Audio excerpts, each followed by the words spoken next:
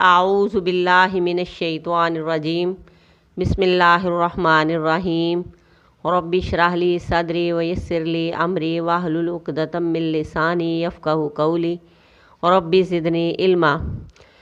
سورہ بقرہ کی آیت نمبر 134۔ تلکا یہ تھی، امتن ایک امت، قد خلت تحقیق گزر گئی، لہا واسطے ان کے تھا، ماں جو کچھ کسبت انہوں نے کمایا، وَلَکُمْ اور واسطے تمہارے ہیں، ماں جو کچھ کسب تم کمایا تم نے، وَلَا تُسْأَلُونَ اور نہیں تم پوچھے جاؤ گے، اما اس چیز کے بارے میں کانوا تھے وہ یعملون کرتے۔ اس آیت میں اللہ تبارک و تعالیٰ ارشاد فرماتے ہیں کہ ابراہیم، اسماعیل، اسحاق، یعقوب علیہم السلام ایک جماعت تھی، ایک گروپ تھا جو کہ گزر چکا۔ وہ تو اس دنیا سے چلے گئے اپنا کام کر کے، اپنا مشن مکمل کر کے۔ ان کے لیے بدلہ ہے جو انہوں نے کمائی کی، جو کوشش کی، ان کا اجر و ثواب انہیں ہی ملے گا، اور تمہارے لیے وہ ہے جو تم نے کوشش کی، اور تم پوچھے نہ جاؤ گے ان چیزوں، ان کاموں کے بارے میں جو وہ کرتے تھے۔ ان کی کوششوں کا پھل ثواب ان کو اور تمہاری کوششوں کا بدلہ تمہیں دیا جائے گا، یعنی ہر بندہ اپنی کوششوں کا خود ذمہ دار ہے۔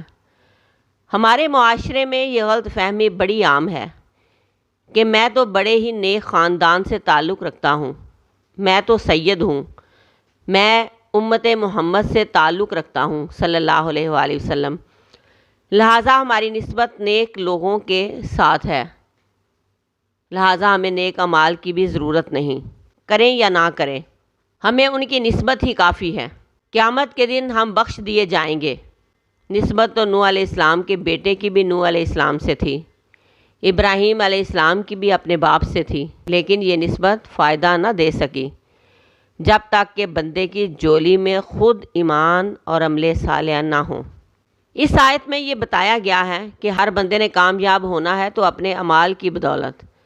ایسا نہیں ہو سکتا کہ محنت کوئی کرتا رہے اور پاس کوئی ہو جائے۔